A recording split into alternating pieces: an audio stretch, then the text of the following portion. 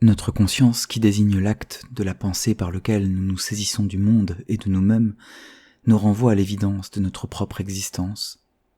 Nous existons, nous nous sentons exister, et, dans le devenir de notre propre vie, c'est-à-dire dans la suite continue des événements qui sont le tissu de notre biographie, nous nous reconnaissons. Ainsi non seulement nous savons que nous existons, mais plus encore nous pensons savoir qui nous sommes. Notre identité, c'est-à-dire ce qui, chez nous, est resté stable dans le temps, nous avons appris à la reconnaître, à l'étudier, et elle nous apparaît transparente et saisissable. Si les autres ne peuvent avoir accès qu'à notre apparaître, nous, au contraire, nous savons du dedans nos impressions et nos idées, nos peurs et nos projets. Et pourtant, il arrive que soudain cette évidence se brise. Quelque chose arrive, par exemple, une chose inattendue, et brusquement, tout ce que nous pensions sur nous, tout ce que nous estimions connu, éclate.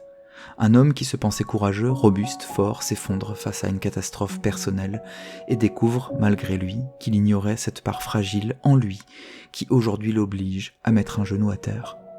Un autre vivant depuis des années sans se poser de questions sur lui-même, certain, en quelque sorte, de tout savoir sur lui, voit, à l'occasion d'une naissance ou d'un décès, sa propre enfance ressurgir sous la forme de traumatismes cachés et qui, sans qu'il s'en rendait compte, déterminait chez lui un caractère et une manière d'exister. Un dernier, enfin, voulant exprimer ses sentiments, éprouve dans le discours qu'il use pour les formuler une trahison du langage, qui, au lieu de dire ce qu'il a dans le cœur, ne fait rien d'autre qu'user de termes communs à tous, qui n'expriment rien d'intime ni de particulier.